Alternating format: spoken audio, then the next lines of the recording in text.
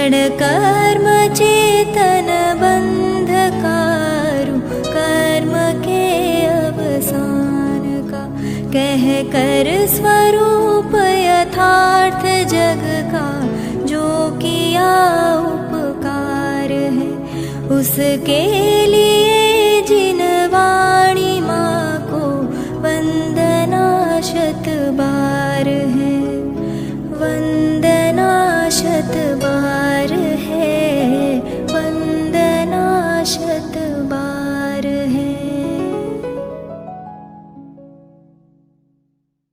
संदर्भ न्याय दीपिका पक्षपातो न मे वीरे न द्वेषः कपिलादिषु, युक्तिमद्वचनं यस्य तस्य कार्यः परिग्रहः।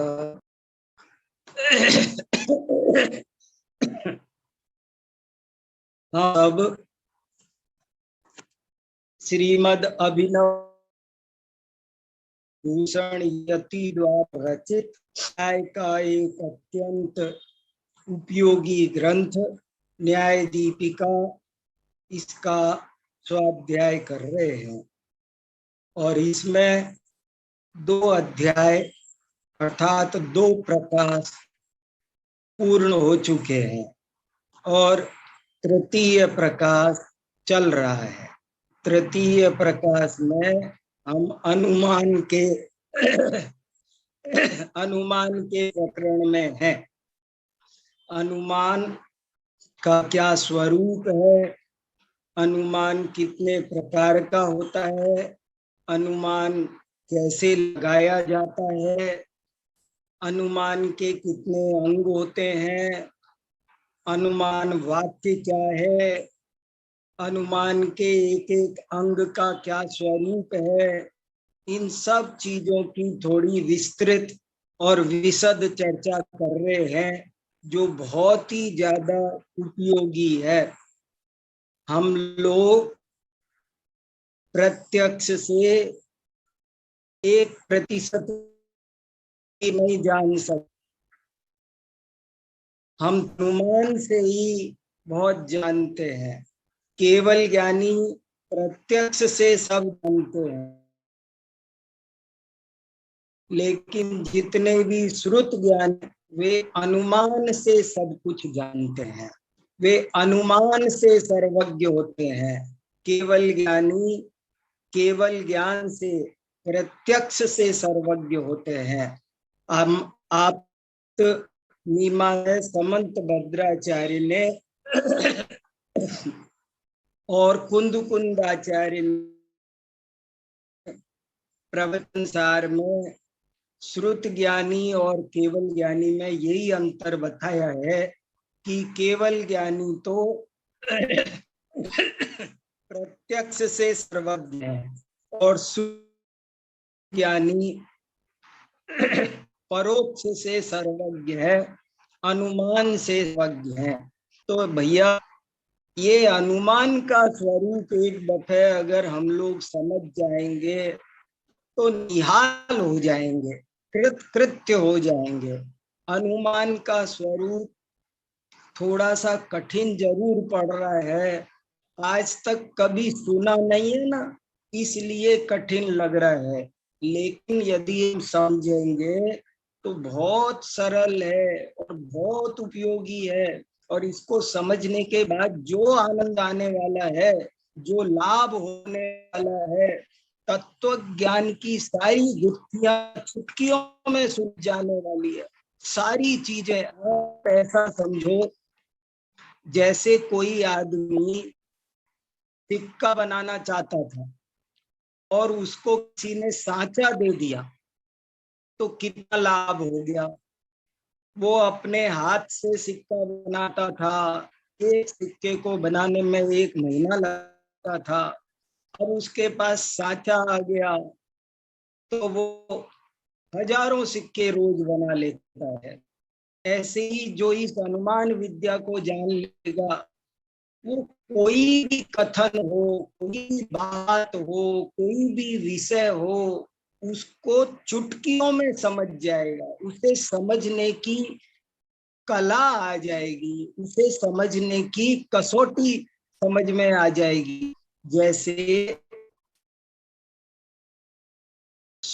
देखना हो तो एक एक सोने को देखना सिखाना पड़े तो कठिन काम है।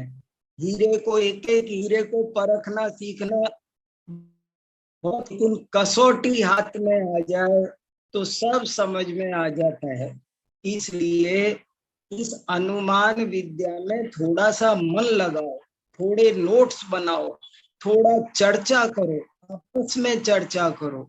मेरी समझ में नहीं आया, तुम्हारी समझ में क्या आया, ऐसे आपस में एक दूसरे से समझो, तब जाकर के ये अनुमान विद्या बहुत अच्छी समझ में आएगी। अनुमान किसे कहते हैं, परिभाषा तो याद करो। अगर परिभाषा याद नहीं हुई तो फिर शिकायत करना बेकार है। अनुमान समझ में नहीं आया ऐसे कहते हैं लोग।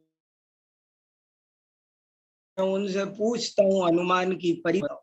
हम लोग आज जो अनुमान का में प्रयोग होता है ना, वो तो अंदाजा, मेरे अंदाजे, मेरे अनुमान से ऐसा है, अनुमान से बारिश आएगी, अनुमान से ये 10 किलो होगा, ऐसे तुक्के फेंकने का नाम, कुछ भी तुक्का फेंकने का नाम अनुमान नहीं है।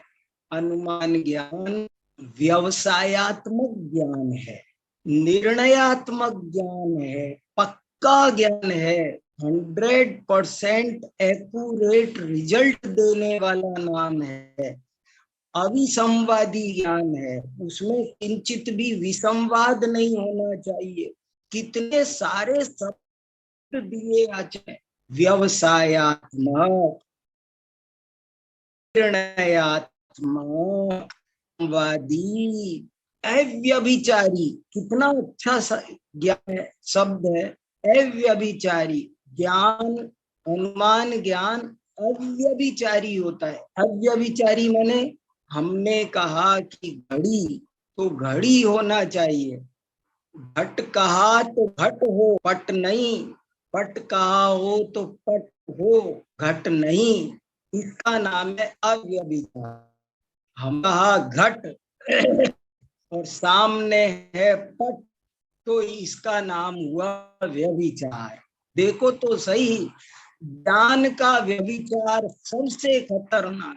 लोक में कोई व्यभिचार करे आचरण संबंधी तो कितना बुरा माना जाता है, लेकिन यहाँ ज्ञान में व्यभिचार, हम ज्ञान का जन्म में हमको तत्व ज्ञान की प्राप्ति नहीं होने देता, ये बहुत खतरनाक है।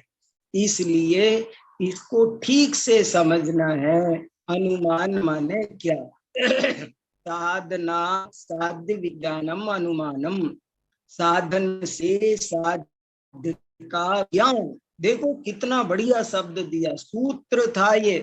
ज्ञान भी लिख सकते थे लेकिन ज्ञान नहीं लिखा, विज्ञान लिखा। विज्ञान माने विशिष्ट ज्ञान, नियम से ज्ञान, पक्का ज्ञान, निर्णयात्मक ज्ञान हो तो ही वो अनुमान है। यदि निर्णयात्मक ज्ञान न हो तो वो अनुमान नहीं है। और सारा का सारा अनुमान साधन और साध्य की व्याप्ति पर डिपेंड करता है। अब ये नया स्टेप ले जो हमने कल लिया, और ये समझना और जरूरी है। अनुमान व्याप्ति पर निर्भर है। साधन से साध्य का ज्ञान होना अनुमान है।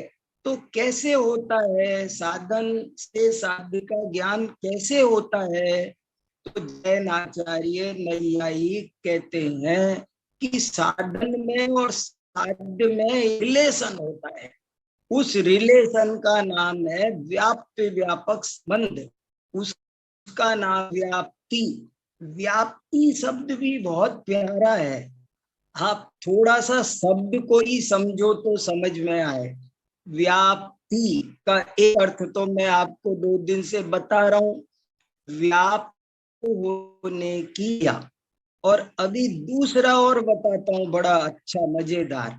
व्याप्ति, व्याप्ति माने वी प्लस आपती, व्याप्ति वी प्लस आपती, आपती माने प्राप्ति, प्राप्ति सब में उपसर्ग है। प्राप्ति और व्याप्ति में क्या फर्क है?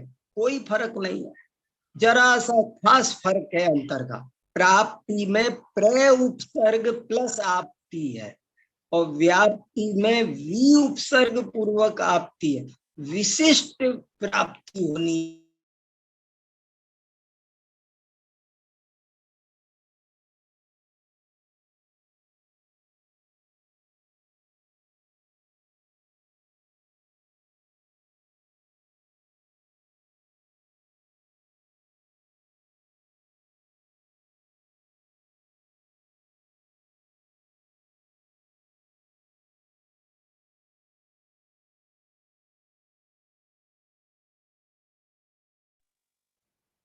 भाई साहब आपका नेटवर्क थोड़ा स्लो हैंग हो रहा है।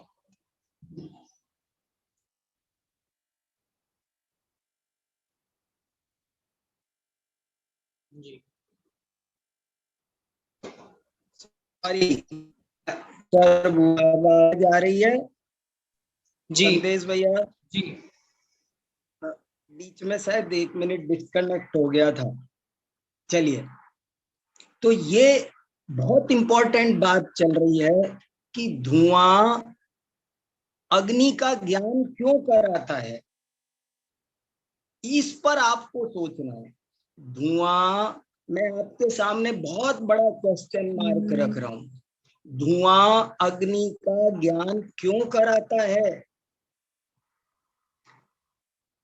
और उसका उत्तर भी आप, ये 2-3 वाक्य भूलने लायक नहीं है। आप थोड़ी जो खास बात होती है ना, डिटेल को भले याद मत रखो, लेकिन जो सूत्रात्मक कथन होते हैं उनको याद रखो। क्या सूत्रात्मक कथन है? धुआं अग्नि का ज्ञान कराने वाला कैसे है? तो जैन आचार्यों ने उत्तर दिया, क्योंकि धुआं की अग्नि के साथ व्याप्ति है। धुआं अग्नि के साथ नियम से पाया जाता है, ये खास बात है। धुआं अग्नि के साथ नियम से पाया, व्याप्ति है, ये खास बात समझने की। और कोई कारण नहीं है। अब ये मैं तीसरा स्टेप उठा रहा हूं, और कोई कारण नहीं। देखो, बौद्धों ने तो ये कहा कि धुआं अग्नि का कारण इसलिए है क्योंकि वो उससे उत्पन्न होता है। वे तदुत्पत्ति ताद्रूप्य को व्याप्ति का कारण मानते हैं। मैंने दूसरे दर्शन की बात 1 मिनट को जरूरी समझ के बतानी पड़ी है। व्याप्ति, बौद्ध लोग तदुत्पत्ति और ताद्रूप्य हो, तादात्म्य हो, तभी व्याप्ति मानते हैं। वो कहते धुआं अग्नि का ज्ञान इसलिए करा रहा है क्योंकि वो अग्नि से उत्पन्न हुआ है। लेकिन जैन आचार्य कहते हैं उत्पन्न होने के कारण कोई चीज ज्ञान नहीं कराती है। अगर उत्पन्न होने के कारण कोई चीज ज्ञान कराए तो कल रविवार होगा, क्योंकि आज शनिवार है। तो क्या शनिवार से रविवार की उत्पत्ति हुई है? नहीं, ताद्रूप्य का भी कोई संबंध नहीं है। तदुत्पत्ति ताद्रूप्य के कारण व्याप्ति नहीं होती है।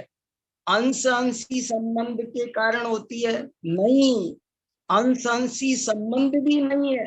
धुआं और अग्नि में अंश, आत्मा और ज्ञान में अंश और अंशी संबंध भले हो, लेकिन ज्ञान आत्मा का निर्णय इसलिए नहीं कराता है कि वो उसका अंश है, बल्कि इसलिए कराता है क्योंकि ज्ञान और आत्मा में व्याप्य व्यापक संबंध है। ये एक बहुत ही जरूरी, बहुत ही अच्छी, थोड़ा जब तक आप स्वयं चिंतन नहीं करेंगे, स्वयं थोड़ा सा होमवर्क नहीं करेंगे, तब तक ये मूल मुद्दे की बात है। वो पकड़ में नहीं आएगी। बहुत जोर दे के पहले भी कहा था, कल का हमने पूरा पैराग्राफ पढ़ा, और पहले जब तर्क का प्रकरण आया था इसी अधिकार में, तो 15 नंबर के पैराग्राफ में मैं पढ़ के सुना रहा हूं आपको, न्याय दीपिका 3रा अध्याय 15 नंबर का पैराग्राफ।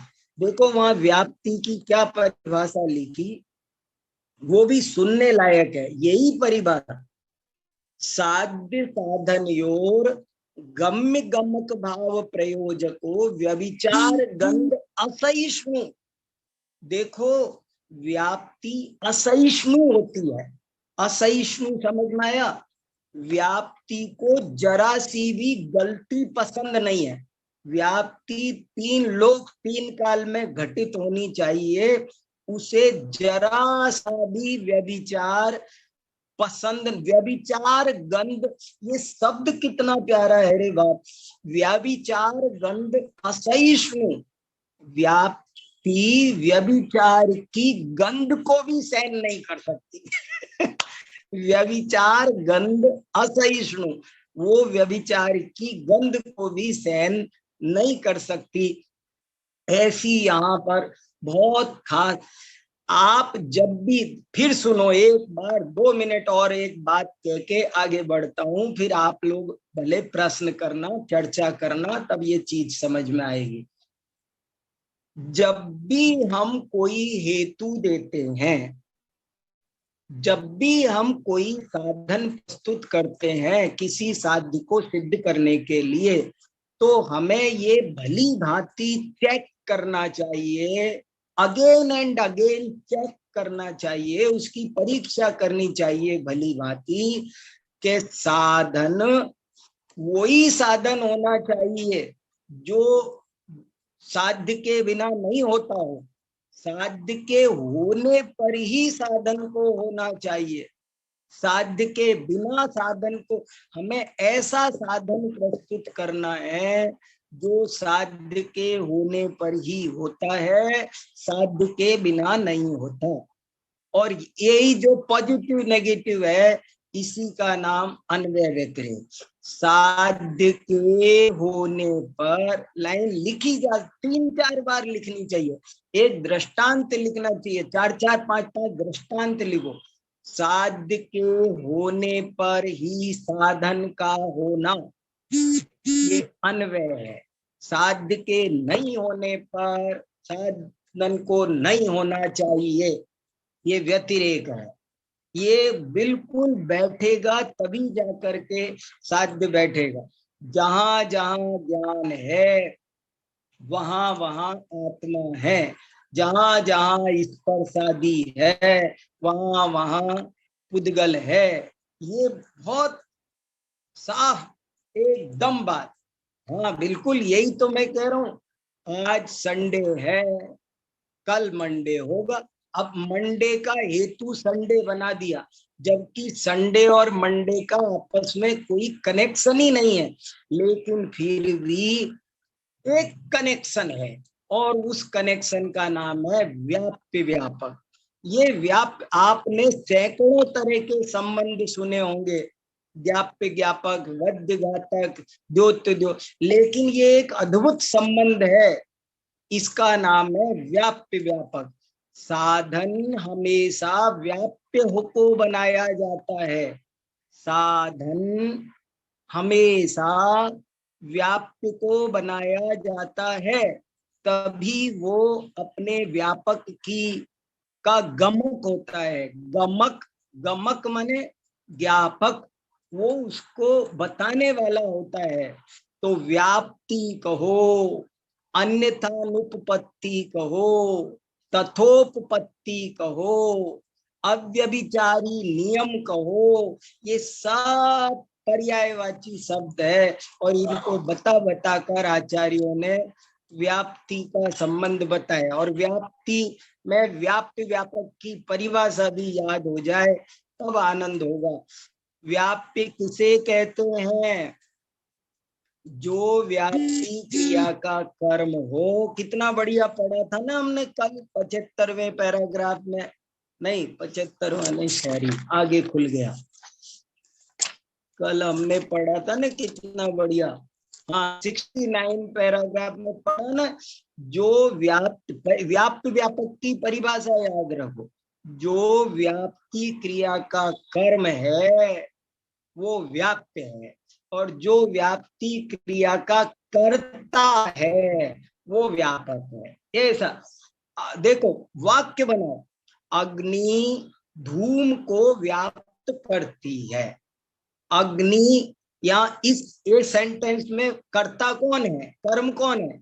अग्नि धूम को व्याप्त करती है, धूम अग्नि को व्याप्त नहीं करता है। देखो गजब की बात है। आत्मा ज्ञान को व्याप्त करता है, ज्ञान आत्मा को व्याप्त नहीं करता। ये एक गजब की बात है। सब पुद्गल अमुक वस्तु पुद्गल है क्योंकि इंद्रिय ग्राह्य है। तो ये जो इंद्रिय ग्राह्यत्व नाम का हेतु है ये व्याप्य है। जो जो इंद्रिय ग्राह्य है वो पुद्गल है। ये अन्वय, जो जो इंद्रिय ग्राह्य है वो पुद्गल है। ऐसे आपको व्याप्य व्यापक लगाना अगर आ गया, थोड़ी मेहनत, थोड़ी सी प्रैक्टिस, लेकिन इसके बाद में आप जो भी बोलेंगे सोना बोलेंगे, जो भी आप सोचेंगे वो सोना सोचेंगे। आपका चिंतन, आपका कथन बहुत ही प्रामाणिक होगा, और जैसी वस्तु की स्थिति है, जैसा वस्तु का स्वरूप है वैसा ही होगा। तो हमने पैराग्राफ 69 पढ़ लिया था। अब आज मैं पैराग्राफ नंबर 70 पढ़ रहा हूं, और 70, 71 इस व्याप्ति को समझाने के लिए ही है। और ये भी एक दूसरा उदाहरण दे रहे हैं, बस कोई खास नई बात इस उदाहरण में 70वें पैराग्राफ में कोई नई बात नहीं बताई जा रही है। 70वां 71वां 2 पैराग्राफ है, तो मैं ये दोनों अभी आपके सामने पढ़ूंगा, और इसमें नई बात नहीं बताई है, लेकिन एक दूसरा उदाहरण से उस चीज को और स्पष्ट किया गया है। तो हम पढ़ते हैं। देखो 70वां पैराग्राफ, ननु आर्द्रेन्धनम अग्निम व्याप्नोति। ननु, ननु माने शंका। यहाँ शंकाकार कोई शंका कर रहा है, श्रोता एक प्रश्न प्रस्तुत कर रहा है। आर्द्र ईंधनम, आर्द्र माने गीला, गीला ईंधन, आर्द्र ईंधनम अग्निम, कि जो गीला ईंधन की अग्नि होती है, आर्द्र ईंधनम अग्नि व्याप्नोति एव धूमा इति चेत। बोले साहब अग्नि भी धूम का ज्ञान करा सकती है, बशर्ते वो गीले ईंधन की अग्नि हो। देखो घुमा दी बात को श्रोता ने। धुआं की अग्नि के साथ व्याप्ति है, जहां जहां धुआं होता है वहां वहां अग्नि होती है। लेकिन ये शंकाकार क्या कह रहा है, साहब अग्नि भी यदि गीले ईंधन की हो तो उसकी धुआं के साथ व्याप्ति है। गीले ईंधन की अग्नि जहां जहां होगी, जहां जहां आर्द्रेन्धन अग्नि होगी, आर्द्रेन्धन अग्नि, आर्द्र माने गीला, गीली लकड़ी से कोई अग्नि होगी तो क्या होगा, गारंटी से धुआं होगा। तो वो बोले गीले ईंधन की अग्नि हो तब तो साहब वो तो फिर धुआं का भी ज्ञान करा देगी ना साहब। ऐसा प्रश्न पूछा है, तो उत्तर कितना बढ़िया दिया, ओम इति ब्रूमहे। बहुत बढ़िया उत्तर है, ओम इति ब्रूमहे, ये तो हमें मंजूर है। ओम माने स्वीकृति। जब हमको कोई भी चीज स्वीकृत होती है तो संस्कृत में बोलने के लिए कितना अच्छा शब्द है। हम क्लास में बोलते थे, गुरुजी अटेंडेंस बोलते थे, तो हमारा नाम आता है वीर सागर, तो हम कहते ओम। ओम माने हमें स्वीकार है, ओम माने स्वीकार है, हमको स्वीकार है। ओम इति ब्रूमहे, ब्रूमहे क्या है, लट लकार उत्तम पुरुष बहुवचन वयम ब्रूमये। अरे क्या बात कर रहे हो भैया, गीले ईंधन से जो अग्नि होती है वो धुआं को व्याप्त करती है, इसमें हमको कोई आपत्ति नहीं है। गीले ईंधन की अग्नि की तुमने स्पेशल बात लेकर आए और इसमें हमको आपत्ति नहीं है। ओम इति ब्रूमये, ये तो हम स्वीकार करते हैं। यत्र यत्र अविच्छिन्न मूलो धूमः तत्र तत्र अग्निरिति यथा तथैव यत्र यत्र आर्द्रेन्दनोऽग्नि तत्र तत्र धूमः इत्यपि संभवात्। जैसे जहाँ धुआं होता है वहां अग्नि होती है, ये व्याप्ति सही है। उसी तरह जहां जहां गीले ईंधन की अग्नि होती है वहां वहां धूम होता है, गारंटी से ये भी बात संभव है, हमको स्वीकार है, हमें कोई दिक्कत नहीं है। लेकिन वन्नी मात्र से तू धूम विशेषम प्रति व्यापकत्वमेव अनुमानस्य तावन मात्रापेक्षत्वात्। ये बड़ी इंपॉर्टेंट बात कही। अरे भैया तुम ऐसी बात क्यों करते हो, यहाँ अनुमान का सिद्धांत समझा जा रहा है और सिद्धांत में हमेशा निरूपाधि संबंधों को देखा जाता है, सोपाधि संबंधों को नहीं। कौन सी अग्नि होगी, देखो जहां जहां ज्ञान है वहां वहां आत्मा है।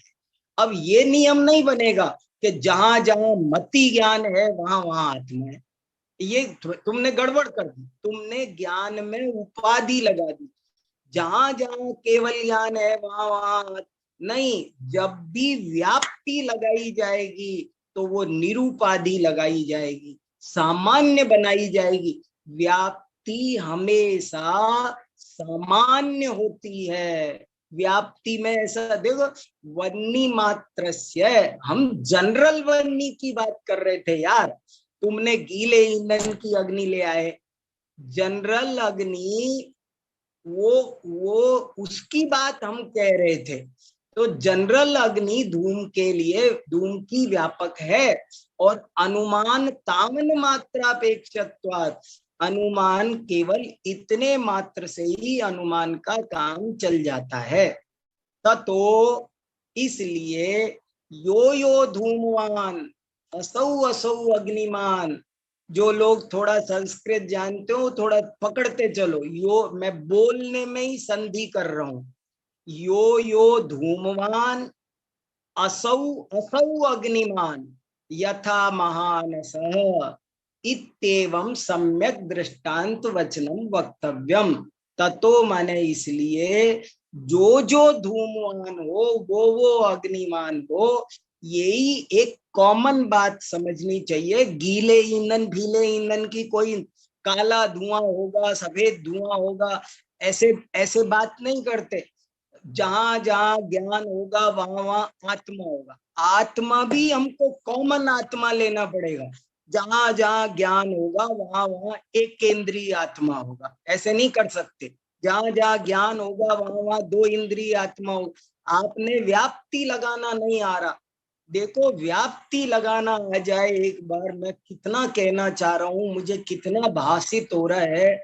मैं आज दिन भर व्याप्ति पढ़ा हूं, मैं सुबह से पढ़ रहा हूँ, कई किताबें व्याप्ति पर पढ़ ली मैंने, 2-4 लेख पढ़ लिए और इतना आनंद आ गया, बहुत सारी बातें। एक बार व्याप्ति लगाना आया तो बहुत आनंद आएगा।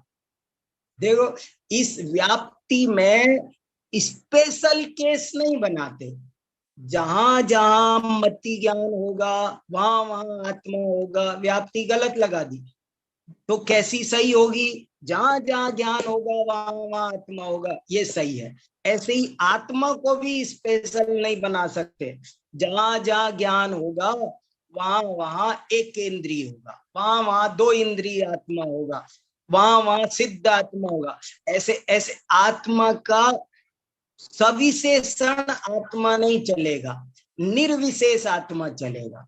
क्योंकि अनुमान में ये बहुत अच्छी लाइन है, अनुमानस्य तावन मात्र अपेक्षत्वात्, अनुमान में इतना मात्र ही अपेक्षा होती है, जनरल नियम बनाया जाता है। ततो यो यो धूमवान असौ असौ अग्निमान यथा महानस इत्येवं सम्यक दृष्टांत वक्तव्यम। इसलिए जो धूमवान है वो अग्निमान है, जैसे कि महानस, ऐसा सम्यक दृष्टांत का वचन ही बोलना चाहिए। विपरीत वचनम तू दृष्टांत भाषा। अगर आपने इसका उल्टा बोल दिया, तुम नहीं गीली, हम तो गीली अग्नि की बात कर रहे थे, तुम्हारे मन की किसने जानी क्यों कर रहे थे गीली अग्नि की। यहाँ पर विपरीत वचन यदि तुम बोलोगे तो वो दृष्टांत नहीं होगा, फिर वो दृष्टांताभास होगा। विपरीत वचनम तू दृष्टांताभास एव इति अयम असम्यक वचन रूपो अन्वय दृष्टांताभास। ये अन्वय दृष्टांताभास हो जाएगा अगर तुम विपरीत बोल दोगे तो। दृष्टांत को सम्यक बोलना है, विपरीत नहीं बोलना है।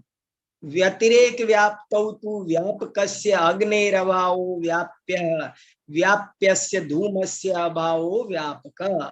और जब व्यतिरेक व्याप्ति घटाई जाएगी तो व्यापक के अभाव में व्याप्य का अभाव और व्याप्य के अभाव में व्यापक का अभाव। ऐसे जैसा है वैसा ही, साध्य के होने पर ही साधन होता है, साध्य के नहीं होने पर साधन नहीं होता है। ऐसे ही घटाओगे तब सही अन्वय व्यतिरेक है, और विपरीत घटा दिया तो व्याप्ति गड़बड़ हो गई, और उदाहरण दे दिया तो वो उदाहरण उदाहरणाभास हो गया, दृष्टांताभास हो गया। तथा सती यत्र यत्र अग्न्यभावः तत्र तत्र धूमाभावः यथा हृद इत्येवं वक्तव्यम। और ऐसा होने पर ऐसा बोलना चाहिए कि जहां जहां अग्नि का अभाव है वहां वहां धूम का अभाव है, जैसे कि हृद सरोवर, ऐसा बोलना चाहिए।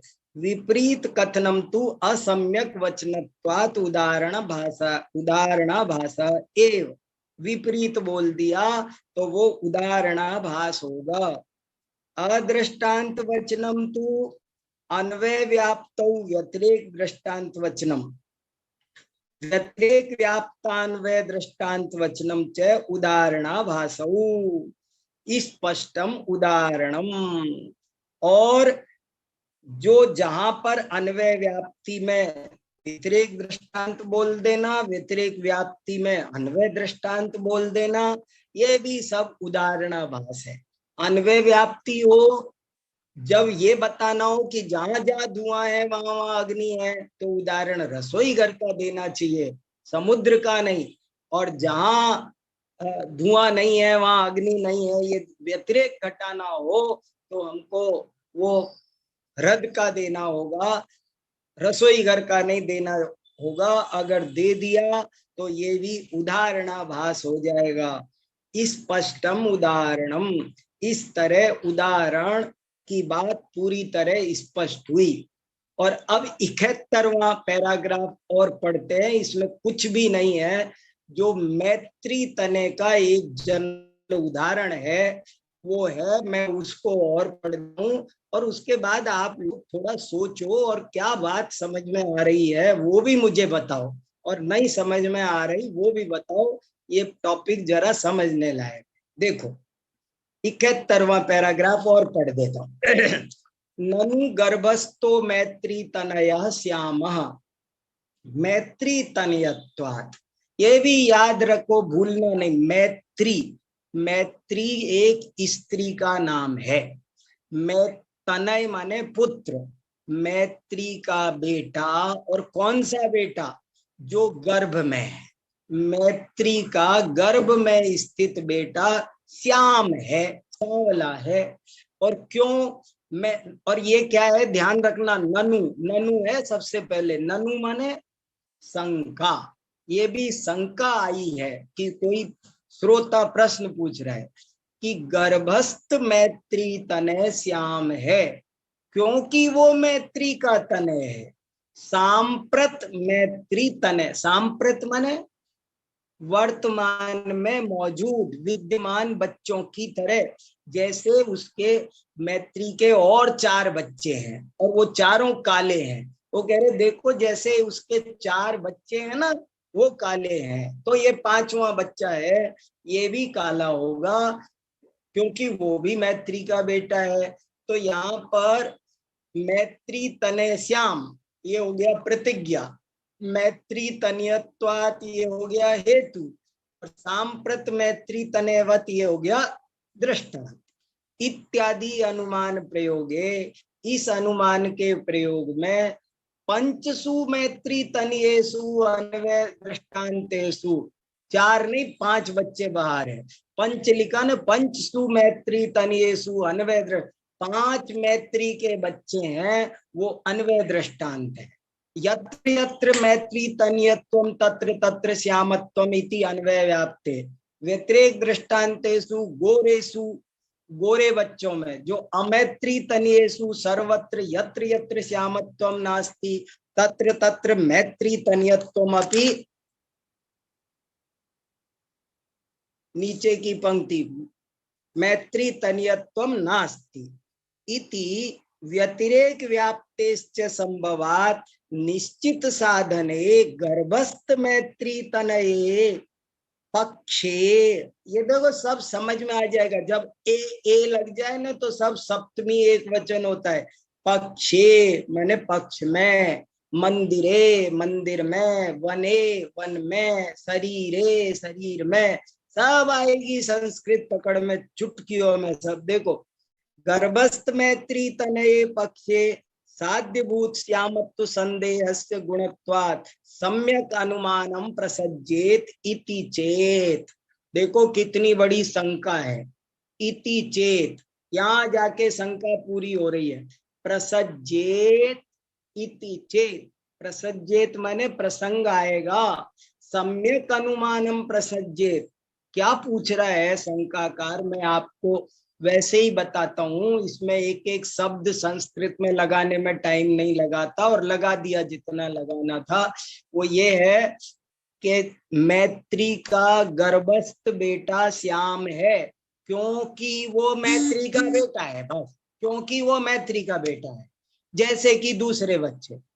तो बोले ये इसमें साहब ये तो फिर सम्यक अनुमान हो जाएगा, ये शंका है। शंका समझ में आई कि आपने कहा अनुमान में सही दृष्टांत देना चाहिए, तो सही दृष्टांत दे दिया, उसके 5 बच्चे बाहर हैं, पांचों के पांचों काले हैं, तो हो गया ना, फिर तो सही हो गया। तो क्या ये अनुमान सही है? आपने पहले तो गलत बताया था हमको, हेतु के त्रय रूप पे समझाए थे तब, तो ये तो सही हो जाएगा फिर तो, अगर आप ऐसा दृष्टांत बताओगे तो उसका उत्तर ना, तुम्हारी बात ठीक नहीं है। क्यों नहीं है? दृष्टांतस्य विचारांतरबाधितत्वात्, क्योंकि जो ये दृष्टांत तुम दे रहे हो इसमें विचारांतर से बाधा आ रही है। विचारांतर बाधितत्वात् बहुत बढ़िया शब्द है।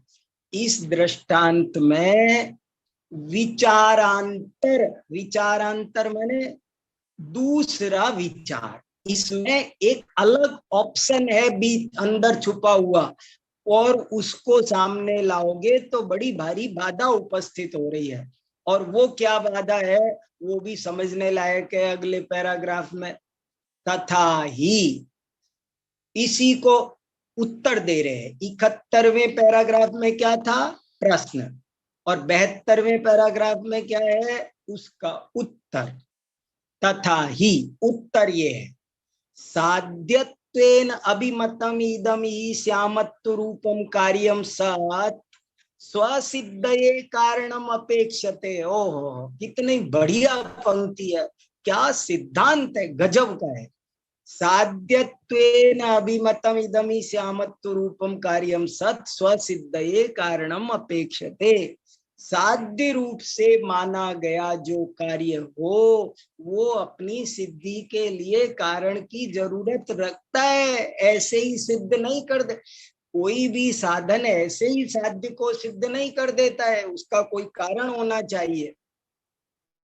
तच्च कारणम न तावन मैत्री तनयत्वम, और उसका कारण केवल मैत्री तने होना काफी नहीं है। क्यों नहीं है? बिना पी तत्, उसके बिना भी पुरुषांतरे श्यामत्व दर्शनात्, कोई आदमी कोई दूसरा बच्चा वो सांवला हो सकता है, इसलिए ये कोई कारण नहीं बना। नहीं कुलालादिकम अंतरेण संभविना पटस्य कुलालादिकम कारणम। कुलाल माने, देखो मीनिंग बहुत याद करो, मीनिंग होंगे तो बहुत नहीं आएगा।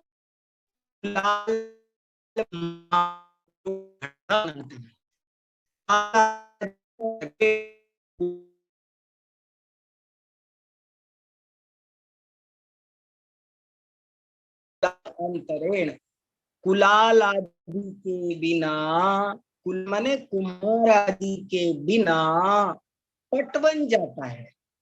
घट को कुलाल आदि चाहिए, घट को कुलाल आदि चाहिए, लेकिन पट को कुलाल आदि नहीं चाहिए। कुमार घट बना सकता है।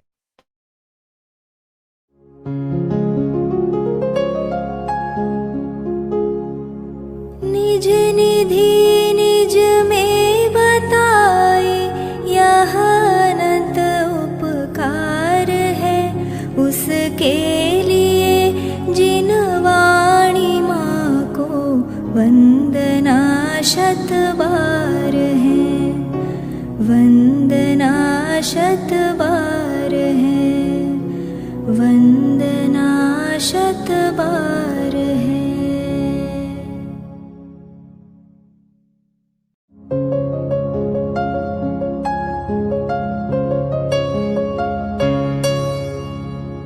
जिन वाणी भारती तो ही जपो दिन रैन, जो तेरी शरणा गहे सो पावे सुख चैन। जा वाणी के ज्ञान दे सूझे लोकालोक, सो वाणी मस्तक नवो सदा देत हो ढोक, सदा देत हो